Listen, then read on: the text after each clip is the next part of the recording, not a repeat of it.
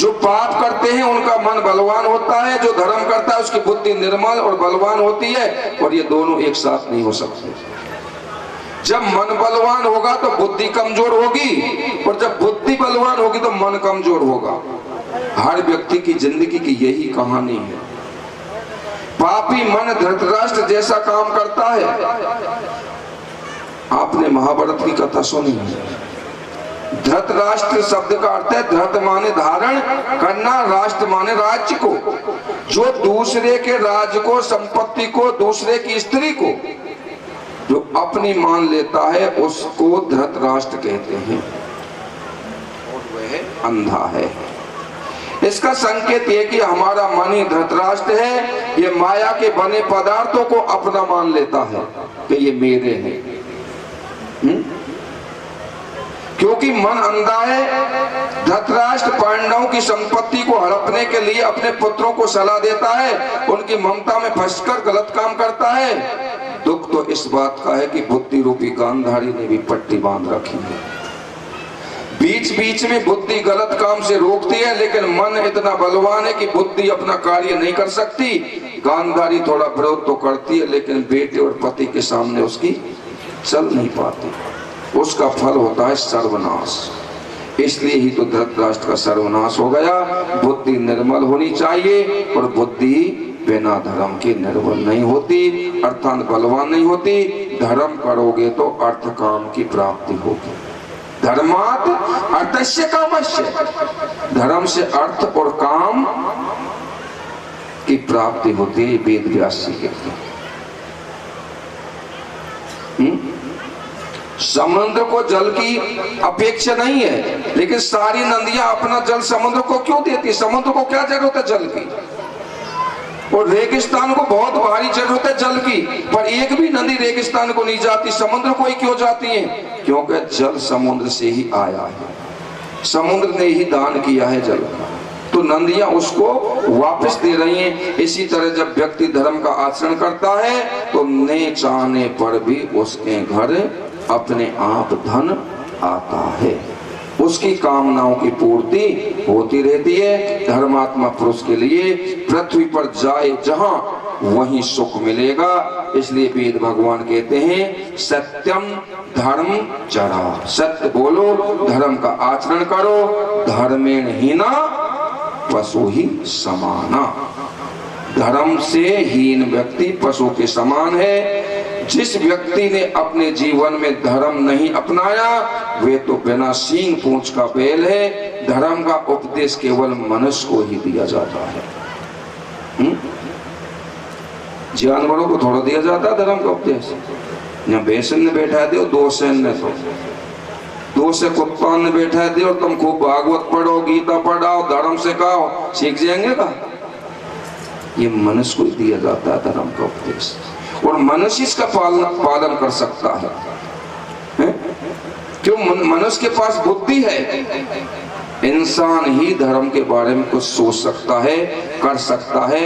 ये मनुष्य शरीर एक रथ है, ये रथ है मनुष्य शरीर। श्री सुखदेव जी वर्णन करते हैं आत्मानं रथिं विद्रि शरीरम रथमेव तो बुद्धि तो सारथिर्विद्धि मना प्रग्रहमेव च। लेकिन इसमें इंद्रियां घोड़े हैं, मन लगाम है, बुद्धि इसमें सारथी है, ड्राइवर है, और जीव आत्मा मालिक है। माने ये मानव संसार में शिकार खेलने के लिए आया है। शिकारी रथ पर बैठकर शिकार खेलने के लिए जाता है नहीं, उसका लक्ष्य क्या होता है? शिकार। कोई जानवर दिखता है तो खींच के बाण मारता है। भागवतकार कहते हैं कि जीव भी शिकार खेलने के लिए आया है, जानवर मारने के शिकार नहीं है, लेकिन इसका लक्ष्य है परमात्मा।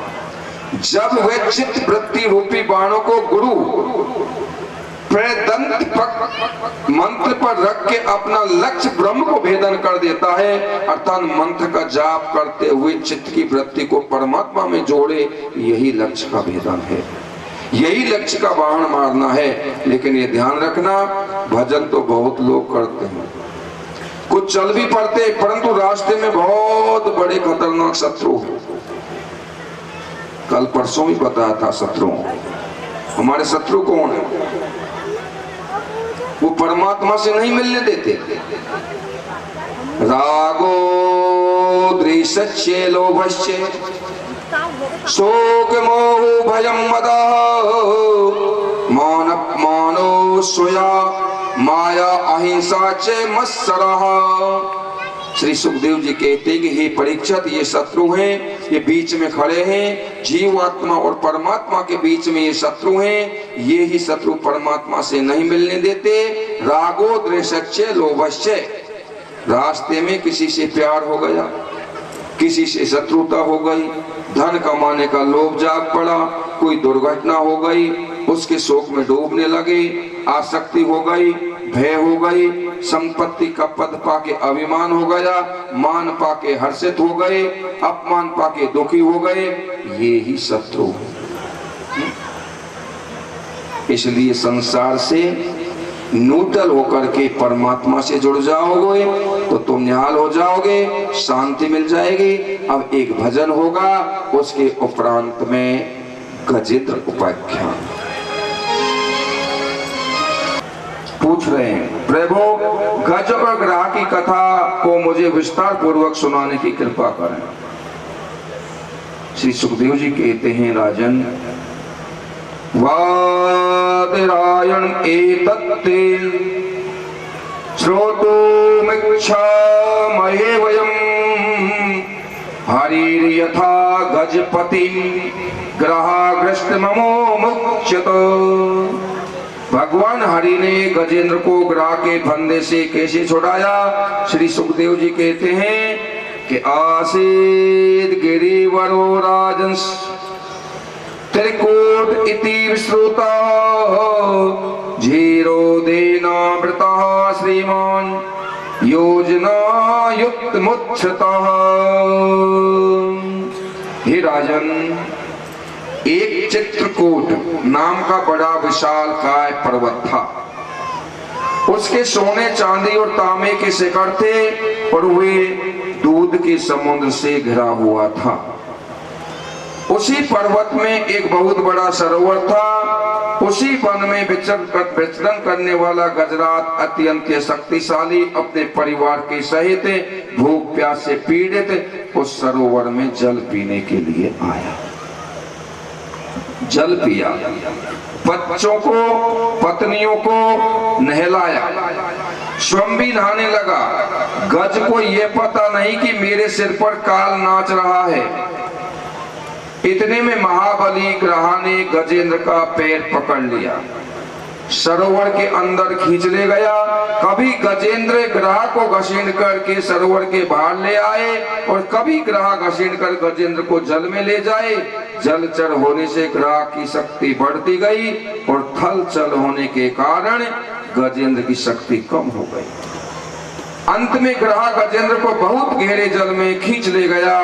हजारों की संख्या में उसकी पत्नी, उसके पुत्र पोते थे, लेकिन कोई नहीं बचा सका। अंत में गजेंद्र निराश होकर के मन ही मन भगवान की शरण पहुंचा और प्रार्थना करने लगा कि बुद्धि विकुष्ठता नाथ समात्मम युक्त नान्यद किंचिद विजा नामी त्वमेव शरणम। हे गोविंद, आपके सिवाय मेरा कोई रक्षक नहीं है। देखो, गजेंद्र कथा नहीं है हमारी, तुम्हारी, ध्यान से सुनना। गजेंद्र के हजारों मित्र, हजारों पुत्र और पत्नियां गजेंद्र के लिए जान देने के लिए तैयार थे, लेकिन अंत में कोई बचा नहीं सका। ये संसार स्वार्थ का है। आज किसी की इबादत कर दो, चाय पिला दो तो कहेंगे साहब तुम्हारे लिए हम जान देने के लिए तैयार हैं, लेकिन जब जान देने का समय आएगा ने तो महाराज ऐसे भरेंगे दुम करके कहीं नहीं मिलेंगे, पते भी नहीं लगेगा उनका। जिनको तुम अपना कहते हो, ये दुनिया कहती कुछ है और करती कुछ है। चाहे पति कितना भी सुंदर है, जवान है? और महाराज कोई घटना घट जान दे, 12-6 महीना सेवा कर लेंगे, खाट में से खड़ो ना हो, वही पत्नी महाराज 11 देवे लग जाए कि कब फंद कटे हाथ, या पति देवे लग जाए, कोई भी हो एक सिवाय। ये दुनिया कहती कुछ है, करती कुछ है। हर स्त्री अपने पति से कहती है आप मर गए तो मैं मर जाऊंगी, मैं आपके बिना नहीं रह सकती। दुनिया में हजारों लाखों पति मरे, लेकिन सती कोई भी ना हुई। आजकल तो खैर कानून ही बना दिया है सती होने के लिए, है? आज तक कोई आदमी नहीं मरा। कह देना अलग बात है, करके दिखा देना अलग बात है। 4 दिन रो लेती हैं और 4 दिन रो लेते हैं, बस सब भूल जाते हैं सबको, बाद में अपनी मौज से रहते हैं महाराज को। ये दुनिया कहती बहुत है, करती कुछ नहीं, इसलिए इनके झूठे बुलावे मत आना। इस दुनिया पर विश्वास नहीं करना। विश्वास करना है तो ईश्वर पर करना है, प्यार करना है तो ईश्वर से करना है, और व्यवहार सबसे करके चलना है, सबसे मिल के चलो। खिलाओ पिलाओ, लेकिन ये ध्यान रखो इन सबको छोड़कर जाना है। यहाँ से लंबी यात्रा है, इसलिए आगे के लिए कुछ पूंजी इकट्ठी कर लो। गजेंद्र ने ग्रासे छुड़ाने की कोशिश की, नहीं छुड़ा पाया। आवाज लगाई बच्चों को, पत्नियों को, मित्रों को, एक भी पास नहीं आया। महाराज सब किनारे पे खड़े हैं। जिनके कारण चक्कर में फंसा था ने, उन्होंने साथ छोड़ दिया। चिल्लाता रहा बचाओ बचाओ बचाओ, एक भी पास नहीं आया। वे हजारों की संख्या में थे। जब गजराज डूबने लगा तो गुरु की बात याद आ गई, स्मरण हो आया। गजेंद्र पूर्व जन्म में राजा इंद्रधुम्न था। ये मद्रास देश का रहने वाला था। इसने बहुत भजन किया था, थोड़ी सी गलती हो गई। गुरुजी आए, इसने उठकर प्रणाम नहीं किया। ध्यान रखना, भजन में बैठा था। शास्त्र कहते हैं भजन के बीच में, पूजा के बीच में गुरु आ जाए तो ऐसा मान लो कि गोविंद ही आ गए। और शास्त्र ये भी कहते हैं कि पूजा जब तक पूरी ना हो, भजन पूरा ना हो, तब तक बीच में बोलना नहीं चाहिए। लेकिन गुरु जी अगर बीच में आ जाएं तो जितनी पूजा हो गई सो हो गई, बाकी पूजा गुरुदेव की कर लो, ये समझ के कि गुरु ही गोविंद के रूप में आ गए। गुरु हमेशा रक्षा करते हैं। शास्त्र कहते हैं कि शिव रूठे गुरु त्राता, गुरु रूठे न कश्चना। अगर भगवान रूठ जाए, भगवान नाराज हो जाए तो गुरु बचा सकता है। अगर गुरु रूठ गया तो संसार में कोई बचाने वाला नहीं है। यदि शंकर जी रूठ जाए तो गुरु बचा सकते हैं, लेकिन गुरु ही रूठ जाए तो शिष्य का अवश्य नाश है। उस राजा ने उठ के प्रणाम नहीं किया। गुरुदेव ने श्राप दे दिया, अरे मूंढमती, तू उन्मत्त हाथी की तरह मस्त बैठा है, शास्त्र मर्यादा का उल्लंघन कर रहा है, जाओ तुम हाथी हो जाओ। जब वे बहुत रोया धोया, क्षमा याचना की तो गुरु प्रसन्न हो गए, आशीर्वाद दे दिया कि तू जब जल में डूबेगा तब तुझे भगवान का स्मरण हो जाएगा। आज गजेंद्र जल में डूब रहा है, जरा सी सूंड रह गई। उसी सरोवर में से एक कमल का फूल लेकर के प्रार्थना करने लगा, गोविंद मेरी रक्षा करो, बुद्धि विकुष्ठता नाथा समाप्त मम युक्तया नान्यद किंचिद विजा नामी तमेव शरणम। गजेंद्र ने कमल का फूल लेकर भगवान को पुकारा। देखो, गुरु जी के पास में और कथा और भागवत में भगवान के दरबार में कुछ न कुछ लेके आना चाहिए। ज्यादा नहीं तो महाराज तुलसी का पत्ता या फूल तो जरूर लाना चाहिए भागवत में। भगवान ने संपत्ति दी है, इसका क्या होगा? गजेंद्र सूंड से पुष्प लेकर भगवान की शरण में पहुंचा, खाली हाथ नहीं गया था। जैसे ही भगवान ने गजेंद्र की पुकार सुनी, नंगे पैर गरुड़ पर बैठकर दौड़े। रास्ते में गरुड़ को भी छोड़ दिया भगवान ने। लक्ष्मी ने पूछा, इतनी जल्दी क्यों जा रहे हो महाराज, बात क्या है? भगवान बताना चाहते हैं, ध्यान से सुनना, भगवान बताना चाहते हैं कि मेरा भक्त हाथी संकट में है रुक्मणी के लिए, इस बात को बताना चाह रहे हैं। लेकिन हाथी संकट में, लेकिन भगवान हाथी का पूरा नाम नहीं बताकर केवल हा ही कहा था और दौड़ पड़े। इतनी जल्दी आए भगवान कि हाथी के धायो प्रभु,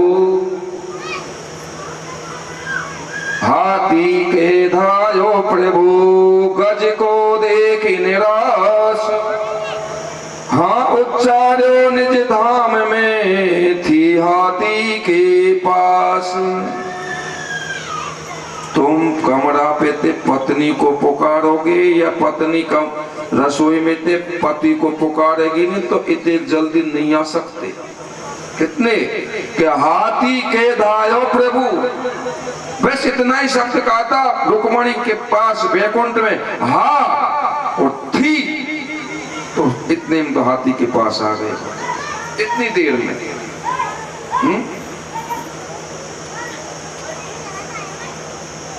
रास्ते में गरुड़ को भी छोड़ दिया और थी का उच्चारण गजेंद्र के पास किया। गजराज के पास पहुंचे और सुदर्शन चक्र से ग्रह का सिर काट दिया और गजराज को उठा करके किनारे पर ले आए। देवता पुष्प वर्षा के बाजे बजाते हैं, जय जयकार करते हैं। कहा है कि पढ़ो लिखो ना जप कियो, पढ़ो लिखो ना जप कियो, तपन कियो गजराज, केवल फूल चढ़ाए के टेर लियो ब्रजराज। ना तो पढ़ो, क्योंकि परमात्मा पढ़ने का विद्या का विषय नहीं है। पहले भी कहा था ना कि भक्त्या भागवते ग्रायम नाप्य से न विद्या। परमात्मा विद्या से अभ्यास से नहीं मिलते, श्रद्धा से और विश्वास से मिलते हैं। मन के द्वारा सुमन मन सुष्टु शोभना मना यस्य स सुमना। पुष्प का नाम एक सुमन है। कमल का पुष्प पानी में गीला नहीं होता है, वो भगवान को चढ़ाया जाता है। आपका सुंदर मन जब कहलाएगा जब घर में रहता हुआ भी बीवी बच्चों में आसक्त नहीं होगा, ऐसा मन ही सुमन कहलाता है। गजराज ने भगवान को सुमन चढ़ाया और भगवान ने दर्शन चक्र से गिरा का सिर काट दिया। गिरा माने मोह और सुदर्शन चक्र माने दर्शन, माने भगवान का दर्शन।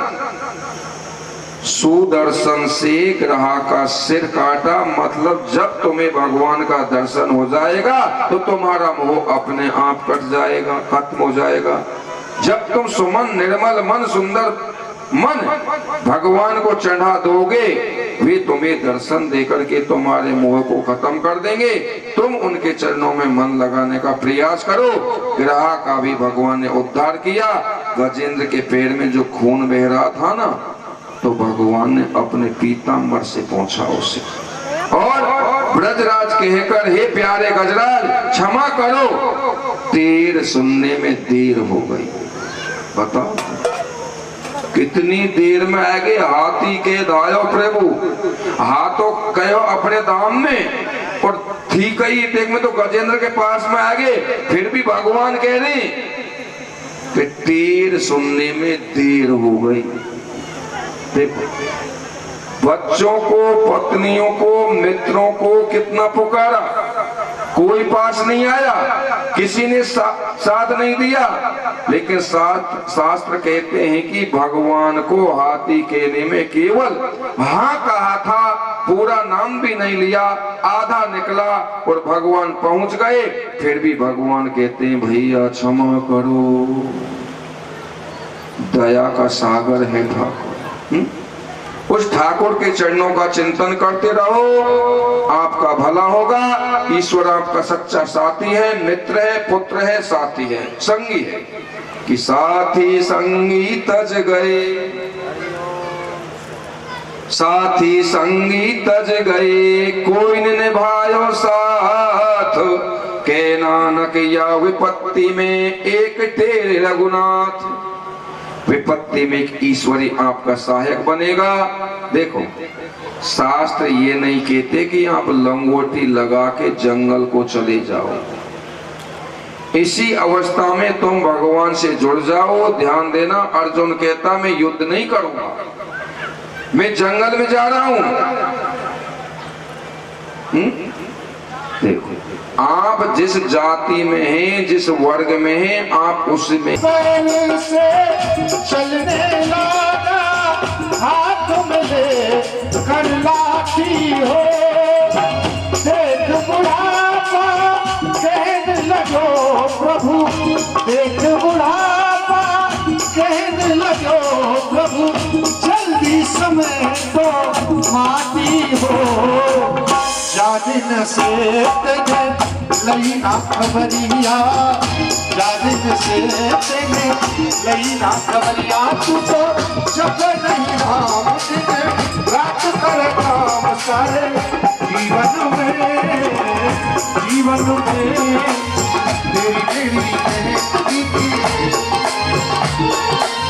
मेरी मेरी कहती थी जाए रे कुंवरिया। तू तो जब नहीं राम दिन रात करे काम सारे जीवन में, जीवन में तेरी मेरी कहती थी जाए रे कुंवरिया, तेरी मेरी कहती थी जाए रे कुंवरिया।